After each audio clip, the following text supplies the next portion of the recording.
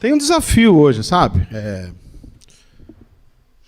Inclusive vai ser aqui um spoiler para os alunos de Romanos, que a gente vai dar uma mergulhada no capítulo 7 de Romanos. Texto não muito fácil de trabalhar, mas eu aceito o desafio só pela graça de Deus e pela capacitação dele. Que Jesus fale ao seu e ao meu coração, continue falando a todos nós. Amém? O Júnior estava falando sobre o nosso somos, a nossa missão. E integralmente, somos uma igreja urbana, acolhedora, provocativa, que vive pela fé, que deseja ser conhecida pelo amor, carregando uma mensagem de esperança. E é isso que a gente vai aqui juntos tentar fazer, em nome de Jesus. Eu sempre falo para vocês que para mim é meio difícil se despedir de séries, de sermões. É bem capaz de pregar no mesmo sermão daqui até 2037. E essas coisas vão reverberando dentro da gente, né? Os textos, as inquietações que a gente levanta, os pensamentos, eles vão mexendo aqui, sabe? Nessa porção terra da gente. No sentido de receber a semente e vai se esparramando, a semente vai sendo arrebentada e vai se esparramando. Meu coração vai sendo mexido com essas coisas. E essa semente que se rompe vai se alastrando. E eu acho que é esse movimento que está me fazendo falar o que eu vou falar aqui para vocês hoje. Vou começar exatamente por causa do domingo... Foi domingo passado ou domingo retrasado que eu preguei? Retrasado. Pode colocar a próxima, mamã? Esse é um slide, inclusive, do sermão, que é baseado em João 10:10. Eu vim para que tenham uma vida verdadeira e eterna. Uma vida melhor e mais rica que qualquer outra que você tenha sonhado. Esse texto aí.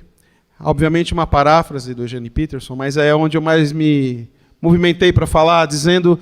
sobre essa frase em especial, uma vida maior, mais intensa de qualquer outra que você possa ter sonhado, nos seus melhores sonhos. É isso que o texto quer dizer com a profundidade dele. E aí eu trabalhando nesse pensamento extraordinário, que é a citação do próprio Cristo, sobre um dos motivos, quiçá não há o maior motivo dele ter vindo para cá, para que tenhamos vida, para nos dar uma vida maior do que a gente possa imaginar. Nessa oportunidade a gente falou, então, como que esse texto trouxe para mim uma tremenda esperança. Nesse peito da terra aqui que eu falei, que muitas vezes dá uma chacoalhada, né, Ulisses? E de todo jeito. Mas a gente é assim. Esse mundo não é fácil de viver, não. E tem vezes que parece que está tudo até bem, e a gente continua tendo essas angústias. Foi isso que eu trouxe para vocês. E... se tem, então, a esperança que esse texto me dá como pulso, como uma marcação de vida. Quer ver se o cara desmaiou, se ele está bem ou não, você põe a mão no pulso dele, põe a mão aqui na região jugular, para ver se está ainda pulsando, se tem vida. Isso é esperança, né? Esse texto ele me faz isso, ele traz esperança para a gente. É esse pulso que gera nossas mãos, que gera força para as mãos, para os pés, para a gente criar, para a gente trabalhar, para a gente viver, enfim. Mas tem dias que parece que esse pulso está fraco. Você aperta, parece que ele está quase gelado. Que é essa sensação de congelamento mesmo, de desesperança. Que é o contrário de esperança, é não ter pulso. Parece então encontrar uma sensação que é oposta à vida. Já passou por isso? Não posso falar por você. Mas é bem típico da gente. Passar por certas situações... E é o que eu disse até aquele dia, às vezes nem são situações tão complicadas. A gente sempre vai pensar em coisas muito complicadas, mas às vezes não. E às vezes a gente está assim, não sabe nem entender o porquê está. Então, nesse dia eu também partilhei que existem duas forças. Pode colocar a próxima, mamãe? Duas forças que se movem dentro da gente.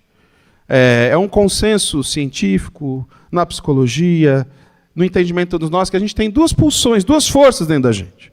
Uma que é uma pulsão de vida. E outra que é uma pulsão de morte. Ou seja, uma força que clama pela sobrevivência.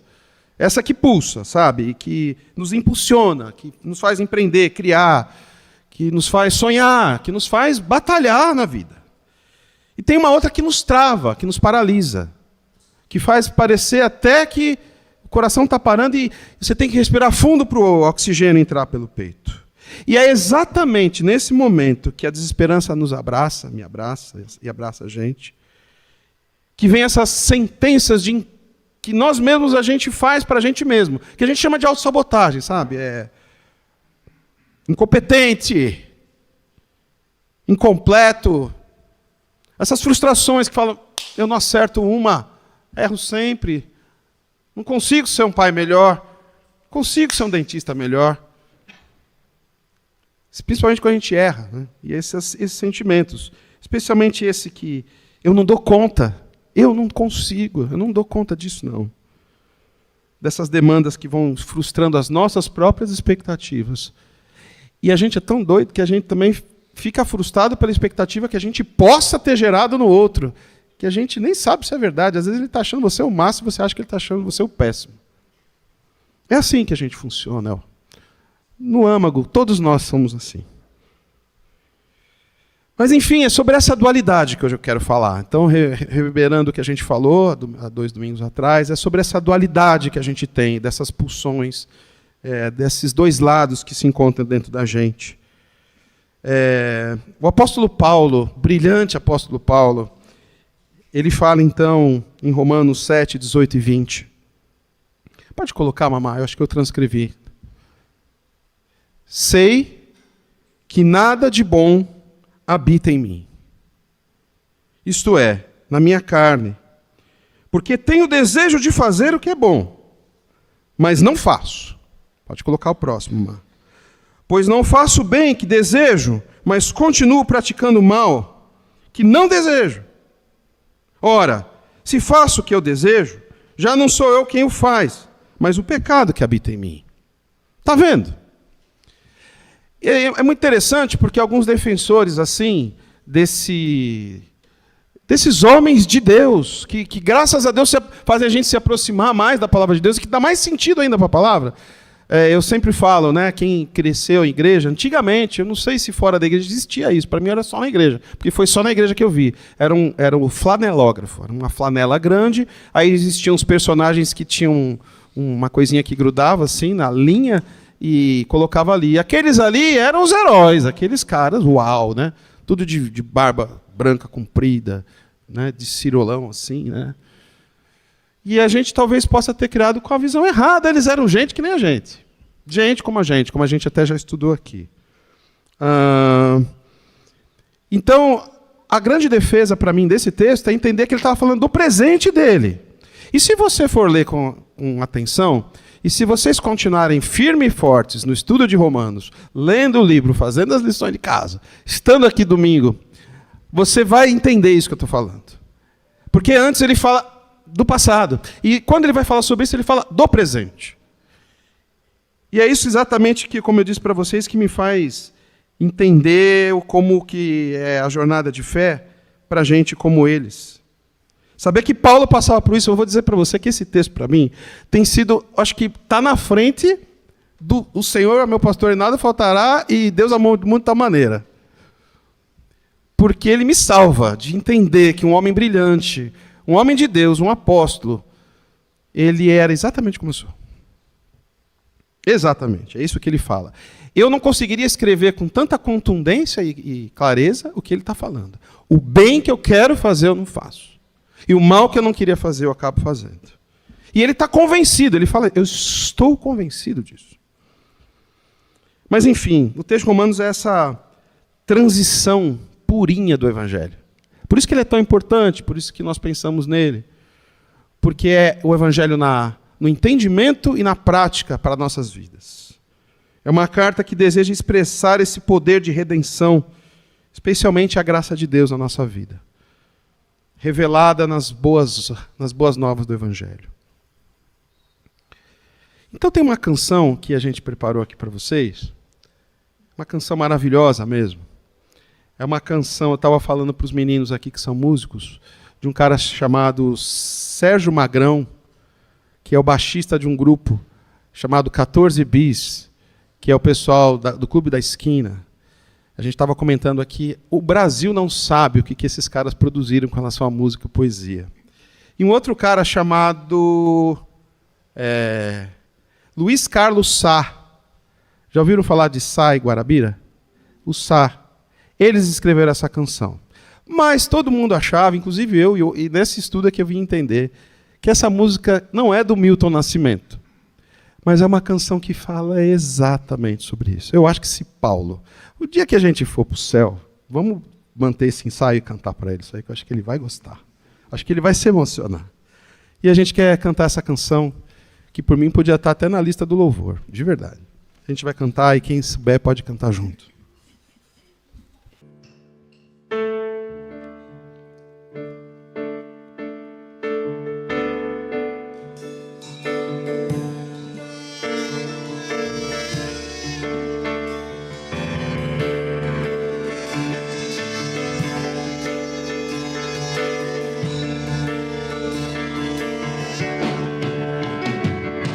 Por tanto amor, por tanta emoção, a vida me fez assim.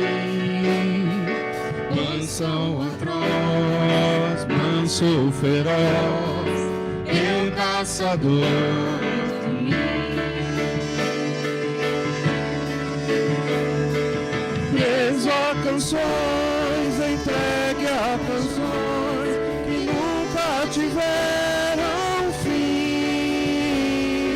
Vou te encontrar longe do meu lugar, eu caçador de mim. Nada a temer se não correr da luta. Nada a fazer se não esquecer o medo.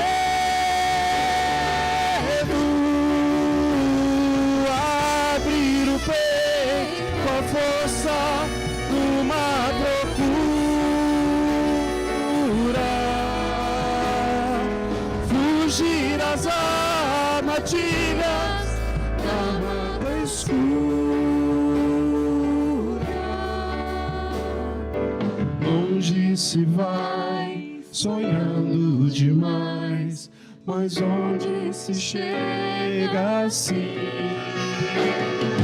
Vou descobrir o que me faz sentir. Caçador de mim.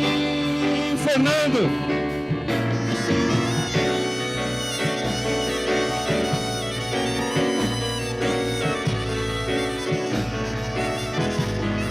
Rodrigo!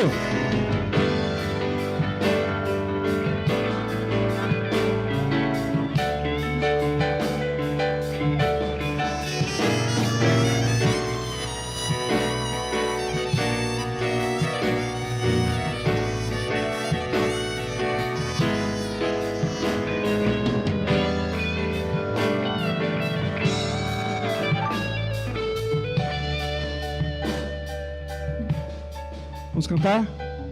Longe se vai, sonhando demais, mas onde se chega assim? Vou descobrir o que me faz sentir.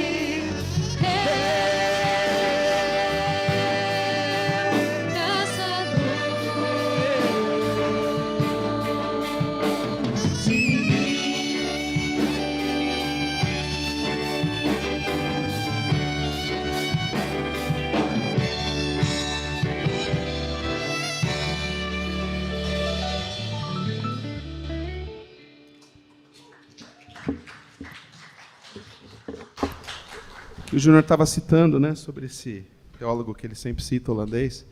É uma coisa que a teologia chama de graça comum. Se não tiver Deus nisso, onde está Deus, né? A teologia fala exatamente isso, que Deus, Ele dá esse dom de forma como Ele faz, de graça.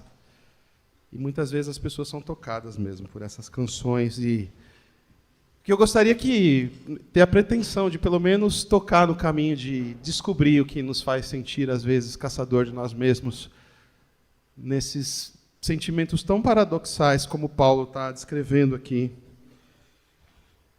Citando então, pode colocar a próxima, Amado, de novo, mais uma vez, pois não faço o bem que desejo, mas continuo praticando o mal que não desejo. Ora, se faço o que não desejo, já não sou eu quem o faz, mas o pecado que habita em mim. Capítulo 7 de Romanos é mesmo um texto nada simples. Tem uma tensão muito importante que está no pano de fundo da carta, que é bom a gente sempre se lembrar. Existiam na igreja de Roma gentios convertidos, como nós. A gente conheceu o Evangelho de Jesus Cristo de Nazaré, nada mais. Mas existiam também judeus convertidos, que ainda insistiam numa fé meritória, religiosa, e que ficava se comparando às não práticas dos gentios, e por sua vez condenando. E isso virava uma briga dentro da igreja, e virava divisão. Sempre tem um motivo, né? A gente falou isso algumas vezes aqui nesse processo, onde a gente hoje é a Comunidade Cristã de São Paulo, e glória a Deus por isso, está para fazer 1 ano o nosso primeiro culto. É próprio do ser humano cindir, é próprio do ser humano quebrar no meio. Então é o Espírito Santo de Deus que nos une aqui. Amém? Então nesse capítulo 7 existe esse encontro conosco mesmo de uma forma corajosa, que Paulo escreve isso. Uma espécie de espelho da nossa própria alma. E mais que isso, expõe nossa fragilidade diante desse impasse. O bem que eu quero fazer, eu não faço, e o mal eu acabo fazendo. Vamos ao texto, então. Paulo nos traz a questão da lei, como eu disse para vocês, né? O que é essencial para o judeu. A lei mosaica, o Torá, o Torá Moshe, é tudo para que exista a vida. Não é só na questão da prática religiosa. A religião, a vida deles, compreende em cumprir ou não cumprir a lei. Exatamente isso. É isso que move a vida deles. Pode-se dizer, então, que a identidade do judeu está exatamente na Torá Moshe, exatamente no decálogo, como a gente costuma dizer, e todos os seus desdobramentos. Mas veja de onde que Paulo surgiu para escrever esse texto. Olha que coisa mais linda. Ele vai falar no 7:1, irmãos, falo os que conhecem a lei. Ou vocês ignoram que a lei rege o homem durante o tempo que ele vive. Então ele já está chamando os judeus na chincha. Ou todos aqueles, olha como esse texto ficou atemporal. Todos aqueles que entendem que a fé é medida. Que Deus tem, eu não sei se você é desse tempo, um cadernão igual da professora, onde ela tinha a chamada. E depois tinha umas cruzinhas, que nem cruz de morte, assim, se você tinha, né, alguma coisa devendo. Ponto negativo e ponto positivo. Opa, hoje estrelinha para o Vinícius Rigon. Oxa, hoje ponto negativo para o Rodrigão. Não. É isso que Paulo está querendo dizer. Não é assim que a fé funciona. Mas era assim que se movia. E é assim, parece que eu estou colocando de uma forma aqui jocosa, mas na realidade, parece que a gente não consegue viver sem esse negócio de sentenciar quem está certo e quem está errado. E estica o dedo esquecendo que tem 3 voltado para você mesmo. E passa por cima do poder do Evangelho no que tange perdão e graça. Mas, enfim, vamos em frente. Aí ele vai continuar falando e mencionar esse grande conflito, como eu falei para vocês, entre judeus e gentios, dizendo que a lei é regente, maestrina, é senhora da vida. Então, nos versículos 2 e 3, ele cita uma questão da lei muito interessante. O casamento, vocês não verem lá na lei, você tem que ser leal ao seu marido. Você tem que ser leal a ele. Se você não tem lealdade irrestrita e total, e você se relaciona com uma outra pessoa, você é adúltero ou adúltera. E eles não tinham como negar isso. Então ele começa nessa pegada. E depois ele vai dizer, é isso que eu quero trazer para vocês. Não dá para ficar casado com a lei, com uma vida de mérito, com uma vida religiosa e com o Evangelho. Vocês vão ter que escolher. Porque senão vocês vão adulterar um ao outro. Vocês vão matar a lei ou vão matar o Evangelho. E, na realidade, a grande verdade, a grande conclusão é que Cristo é o único caminho, o Evangelho de Jesus Cristo é o único caminho, ou seja, não baseado no mérito. E aí é muito interessante, porque ele vai continuando, lá no 5 e 6 ainda do capítulo 7, ele diz assim: pois quando éramos controlados pela carne, as paixões pecaminosas, desesperadas pela lei, atuavam nos membros do nosso corpo, de forma que dávamos fruto para a morte. A pulsão de morte aí. Agora, porém, porque morremos para aquilo que estávamos presos, fomos libertos da lei, para que sirvamos com um espírito novo, não por meio da antiga lei escrita. Veja, versículos 5 e 6. A gente está vendo aqui exatamente a diferença que existe no que é a proposta do Evangelho, do que é o Cristo, quanto aquele que redime, que salva, como a vida meritória. Vamos aqui juntos com Paulo adentrar um pouco mais fundo nisso. Presta atenção em tudo isso. Como que a lei opera em nós? A lei nos traz uma revelação fundamental. Presta atenção nisso. Há um mal em nós. Existe um mal inerente em cada um de nós que nos orienta, conduz e estimula a transgredir a lei. Eu conheço tudo. Se você é católico, fez a catequese e a crisma. Foi batizado nas águas. Fui no Rio Jordão me batizar. Frequento EBD há 15 anos. Fiz seminário. E ainda assim, a gente luta com as mesmas questões. De como se nem conhecesse tudo isso. Diante de algumas tensões, de algumas questões, o que Paulo está querendo trazer, a tese dele, é uma coisa parecida com um filme que eu vi há muitos anos atrás, que me marcou muito, chamado Seven. Alguém aqui já viu esse filme? Ele é certeiro sobre a essência humana.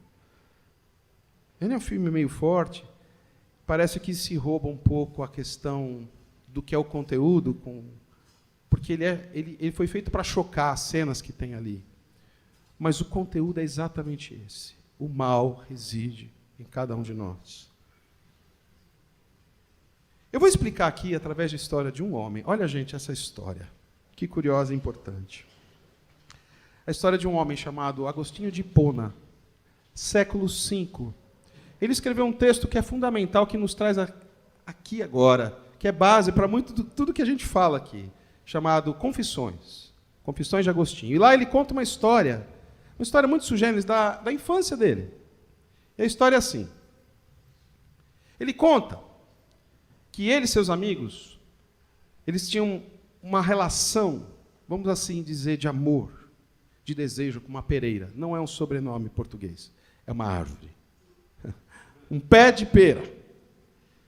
E eles passavam ali no lugar, eles eram vizinhos de uma propriedade onde o homem tinha uma pereira linda. Muito embora acho que quase todo mundo tinha no quintal, mas enfim, ou tinha, não na geladeira, porque não tinha ainda, mas tinha nas suas reservas, tinha acesso à pera. Era uma época onde você andava na rua e catava a fruta. E ele e seus amigos tinham essa relação de amor com esse pé de pera que se encontrava assim nessa propriedade. E aí, apesar dele ter um acesso que não podia entrar ali, era irrestrito, ali já tinha a ideia do privado, aquilo lá não é para você subir e pegar. Era de uma outra pessoa, pertencia a outro. Mas o seu olhar, o seu desejo, mirava naquela árvore. Eu quero aquelas peras. E aí essa obsessão tão ferrenha faz com que ele e seus coleguinhas bolem um plano. Vamos em tal hora, que o homem está não sei aonde, e não vai ter ninguém, a gente vai entrar lá. E assim eles fizeram. Ele e os coleguinhas entraram munidos de baldes de madeira, enquanto os mais fortinhos, mais gordinhos que nem eu era na infância, chacoalhava a pereira e as peras caíam, os caras iam recolhendo. Diz que eles saem de lá com baldes cheios de pera, carregadíssimos nos seus baldes. E aí eles vão se empanturrando no caminho, depois vão para um beco qualquer e come pera até não aguentar mais. O que ele fala é que a pera nem era assim tão deliciosa, nem tão viçosa. E comeram, talvez alguns comeram um ou outro pedaço, e acabou a aventura. O que eles fizeram com as outras peras? Jogaram fora. Típico da gente. Usa, se abusa, se empanturra e joga fora. Então, Agostinho, já na sua maturidade, nesse texto tão imprescindível para a gente, ele discerne com uma conclusão brilhante. Ele fala assim: o assalto à pereira do vizinho não era pelas peras. Elas poderiam ser apanhadas em qualquer lugar, inclusive na minha própria casa. Era pelo gosto da transgressão.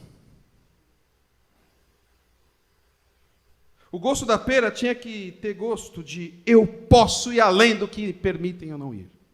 Esse era o gosto da pera. Agostinho conclui assim: eu vou além do que colocam para eu não fazer. Então, assim como Paulo, a palavra também nos revela exatamente isso no que a gente está aqui debruçado essa manhã. Uma força que se opõe contra a regra, contra a lei. Uma determinação que não vem de mim e que me cerceia, que me impede de realizar aquilo que eu quero. Eu não aceito isso. As regras e as leis nos fazem ter caras, jeitos. A gente sabe quando bate a palma, quando levanta a mão, que resposta que meu pai quer ouvir.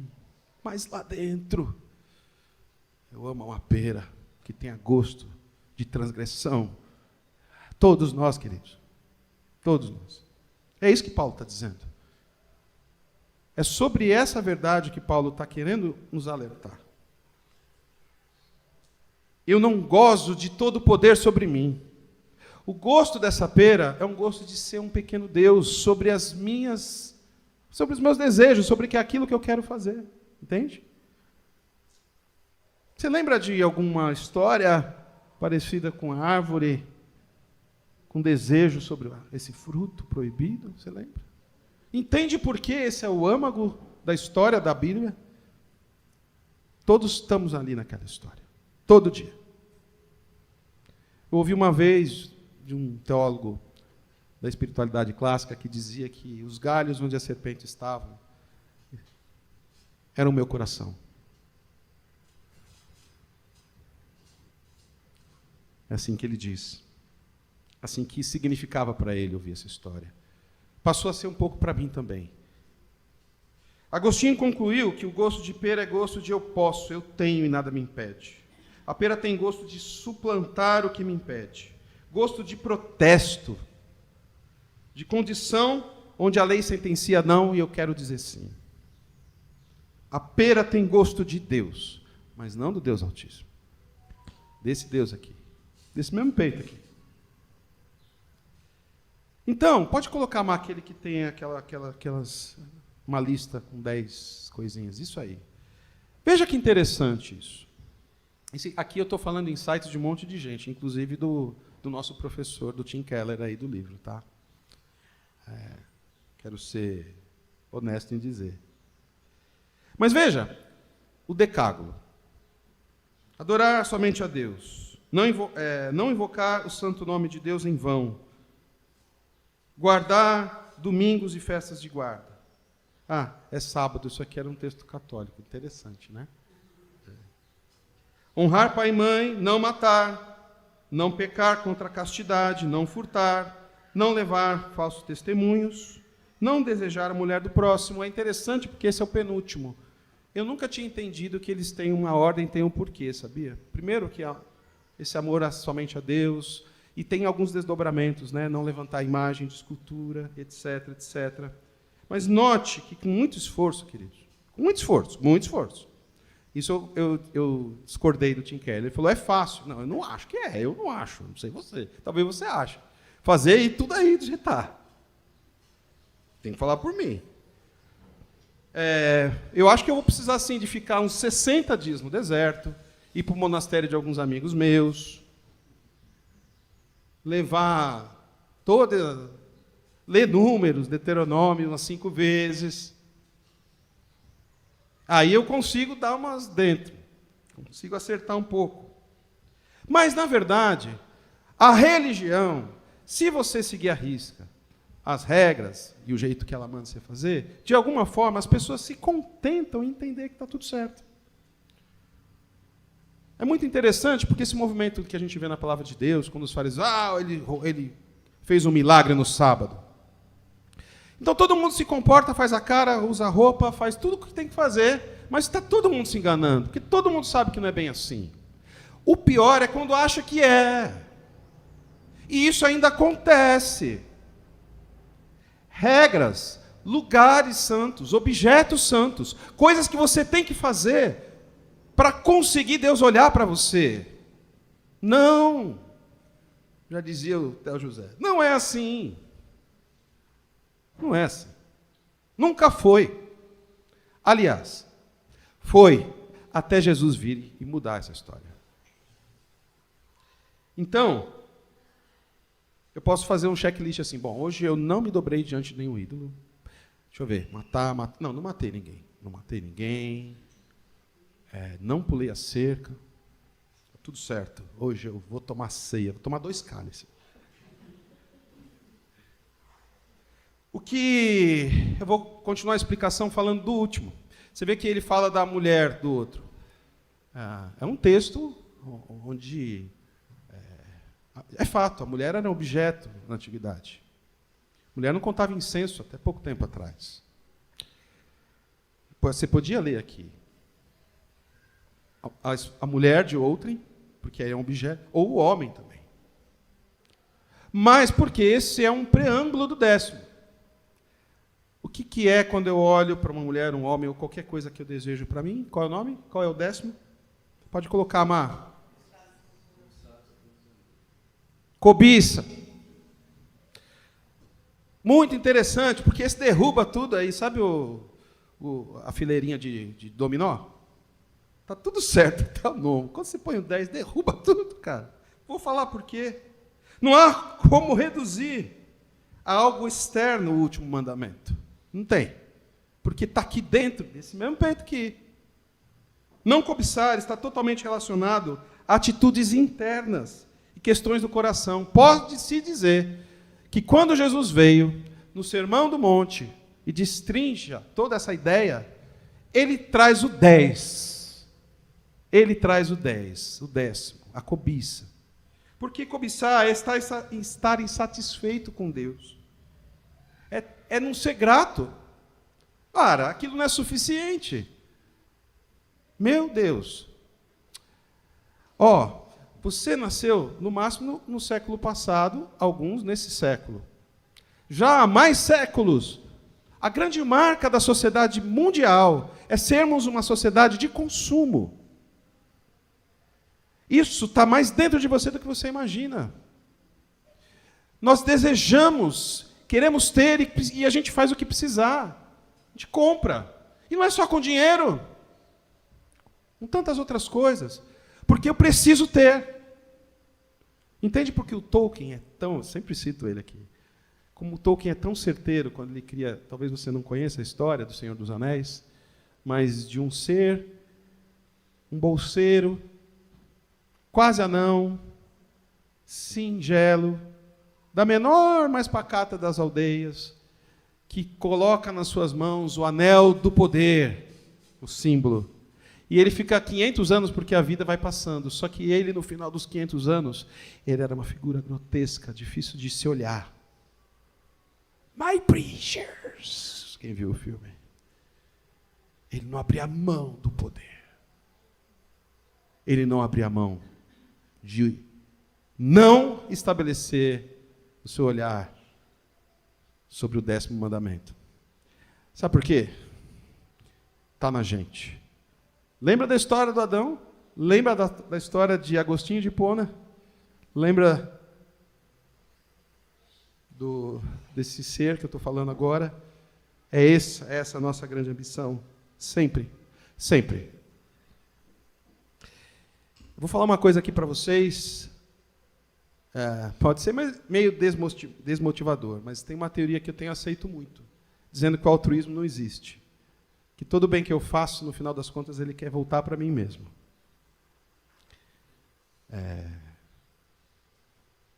Pensando em tudo isso, pensando no que Paulo propõe, eu acho que está muito perto disso. Isso não impede que a gente deva praticar o bem. A Bíblia é muito expressa isso, porque eu acho que é uma forma da gente contrapor.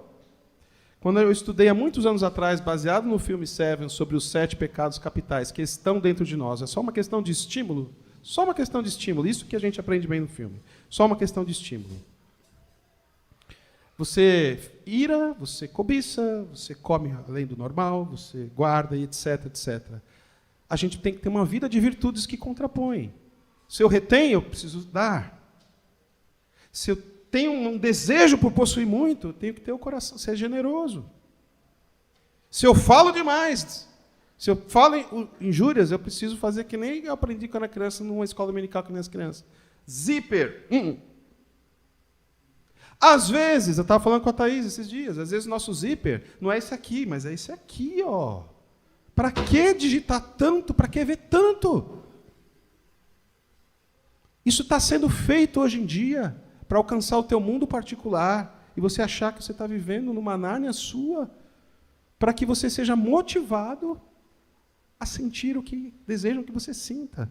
E você entende ainda que é o teu sentimento próprio. Não é. É só pegando essa essência do que Paulo está dizendo, do que Agostinho propõe, do que é a essência humana, esse mal que existe em nós. Precisamos ser transformados, precisamos ser purificados, irmãos.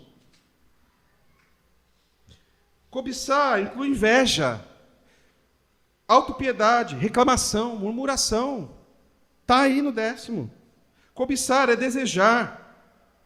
Não é só desejar, mas um anseio idólatra por algo. Por mais beleza, por mais dinheiro, por mais aprovação, por mais popularidade. Não está errado querer essas coisas. Não está errado. Senão eu vou contradizer o que eu estou pregando aqui. Não está errado você querer essas coisas. Mas se você fica... Eu vou colocar porque eu só posso falar por mim. Mas se você, fica amargurado, deprimido, quando você não alcança tudo isso que eu acabei de dizer, é porque o teu desejo se transformou numa idólatra cobiça. Portanto, esse 10º mandamento nos garante que a lei apenas alimenta, a exemplo de Agostinho, do que Paulo fala, a transgredir. Tem uma lei, eu transgrido. É isso. É isso que ela estimula em nós. A tendência inerente de cada um de nós. Pode colocar o próximo, mano? Isso, então, nos leva, de novo, àquela crise inicial, desses múltiplos eus que estão dentro de nós. Isso quer dizer que o coração do cristão clama por duas coisas ao mesmo tempo, ou mais coisas. Como Paulo diz. Primeiro, é o clamor desesperado, esmorecimento quando olhamos para os nossos esforços. E você sabe que algumas traduções vão dizer, no íntimo do meu ser. Paulo reconhece aqui que todos temos consciência dos desejos conflitantes. E, em certo sentido, temos esses múltiplos eus. Às vezes queremos isso, outra vez queremos aquilo. Moralmente, a maioria das pessoas se sente divididas entre diversos eus, entre diversos quereres. E existe, então, essa divisão interna dentro do nosso peito, e a gente sofre com isso. O que Paulo está querendo trazer em Romanos 7 é uma questão absolutamente do nosso tempo, porque ela é essencialmente do ser humano. Especialmente porque, nas sociedades mais primitivas, a mulher fazia isso, o homem fazia aquilo, a criança fazia aquilo. Não tinha adolescente. A criança virava adulto, casava e começava tudo de novo. Mas a gente não vive mais aí. Nossa sociedade é extremamente complexa. Cada fase da infância tem uma demanda. A pré-adolescência, a adolescência, a juventude, atingir a fase adulta, tudo isso tem tanta complexidade dentro da que é a nossa cultura, do que nós somos hoje. Quero ler aqui para vocês o texto de Romanos 7, 23 e 25, que diz assim, 23 a 25. Mas vejo outra lei atuando nos membros do meu corpo. Olha aqui, que texto, irmãos. Guerreando contra o íntimo do meu ser, tornando-me prisioneiro da lei do pecado que está em mim. Miserável homem que sou, desgranhento, porcaria de homem que eu sou. libertará desse sujeito a morte? Graças a Deus por Jesus Cristo, nosso Senhor, de modo que, com a mente, eu próprio sou servo da lei de Deus, mas com a carne sou escravo da lei do pecado. Você vê que apesar de ele se sentir resgatado, entender esse mal que está nele e contemplar a graça, ele ainda fica nessa corda bamba? Ah, meus irmãos. Que bom que Romanos acaba no capítulo 7. Oh, glória a Deus, porque tem o capítulo 8. E aí a pergunta que não quer calar, que me fica, depois quando você acaba de ler o capítulo 7, e a gente vai dar um gap, a gente vai acabar o capítulo 7 esse ano e vai começar o 8 só o ano que vem. Que esse gap fique no seu coração. Como lidar com esse barulho? Como dormir com esse barulho, né, que a gente fala? Quando você acaba de ler o 7, você está compenetrado, assim, atento à leitura do capítulo 7. Quando você acaba o capítulo 7, você fica aflito. Não sai disso. Aí quando Paulo traz, maldito homem que sou, mas graças a Deus, mas ele fala, eu continuo escravo do pecado. Gente, não acaba. É assim que a gente se sente muitas vezes. Pode colocar o próximo, mamãe? Sem dúvida nenhuma, meus irmãos, eu precisava ser simplista nessa conotação, porque a gente só pode lidar com essa questão sobre o amor incondicional de Deus e sobre a graça. Essa é uma verdade também que me visita com poder. Ah, Deus me vê como eu sou. A minha identidade não está numa lei, porque se tiver, só vai apontar o quanto eu quero transgredi-la. Está na minha história. Está na Nina, minha pequenez que eu contei para vocês, que tinha um olho só, que o cachorro comeu o outro. Está nos cabos de Paulo e Silva. Está no Cirandinha. Está no coração de alguns amigos. Está no coração de alguns de vocês quem eu sou. Estou aqui, me expondo aqui, Falo de tanta... Eu fico tranquilo. Paulo falou desgraçado, homem que sou, e pronto, eu também sou. Desgraçado. Talvez você já foi vítima de alguma desgraçadeza minha. Pode ser. Eu, às vezes, perco a mão. Mas ele me ama do jeito que eu sou. E o único jeito que a gente tem casamentos bem-sucedidos, relações com filhos bem-sucedidas, relação com os amigos, é quando você irreleva por conta do amor e da graça. Normalmente a gente é alcançado em cheio pela graça e pelo amor, mas a gente continua com o dedo duro. É o único caminho para a gente estabelecer boas relações consigo mesmo, com Deus e com o próximo. Amor incondicional de Deus sobre a graça.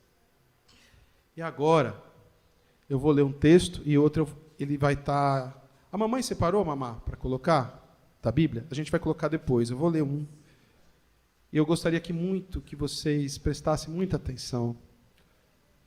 Se não deu para prestar atenção, tudo que eu me esforcei para você prestar atenção, presta atenção, porque agora é só a Bíblia que eu vou ler, só a Bíblia. Eu prometo. Se achar que é melhor fechar os olhinhos, fecha os olhinhos. Se não, ouça com atenção. Portanto, agora, já não há condenação para os que estão em Cristo Jesus. Porque em Cristo Jesus, a lei do Espírito da vida, libertou você da lei do pecado e da morte. Porque aquilo que a lei era incapaz de fazer, visto que estava enfraquecida pela carne, Deus o fez enviando o seu próprio Filho, em semelhança à carne, pecaminosa, como oferta pelo pecado.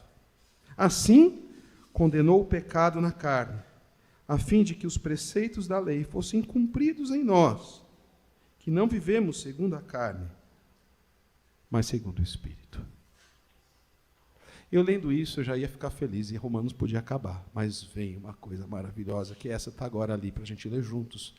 Eu vou ler, e bonita essa foto do pastor com a ovelhinha, né? Olha nós lá, a gente lá. Oh, glória a Deus.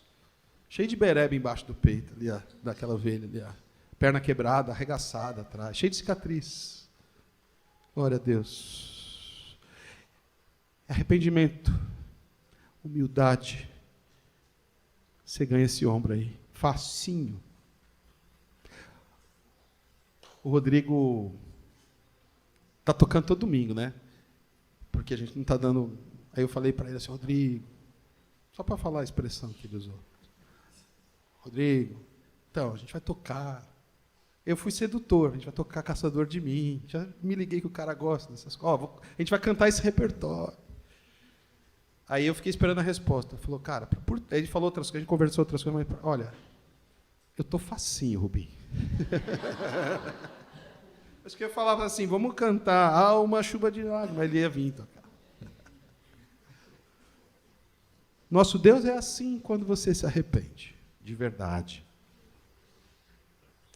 E pode abrir a Bíblia aí para mim, filha? Eu vou ler aqui 11 versículos, tá bom? Porque é uma das coisas mais lindas que Deus colocou para a gente ler na palavra. Nós sabemos que todas as coisas contribuem juntamente para o bem de todos aqueles que amam a Deus, dos que foram chamados de acordo com seu propósito. Pois aqueles que de antemão conheceu, também os predestinou para serem conformes à imagem do seu Filho, a fim de que ele seja o primogênito entre muitos irmãos. A nós aqui, irmãos de Jesus. Aos que predestinou, também chamou. Aos que chamou, também justificou. Aos que justificou, também glorificou. Então, que diremos diante dessas coisas? Se Deus é por nós, quem será contra nós? Aquele que não poupou o seu próprio Filho, mas o entregou por todos nós, como não nos dará graciosamente com ele todas as coisas? Ora, quem fará alguma acusação contra os escolhidos de Deus? Quem?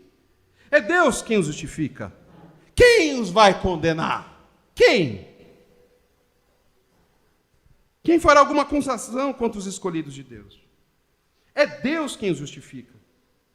Quem os condenará? Foi Cristo Jesus que morreu.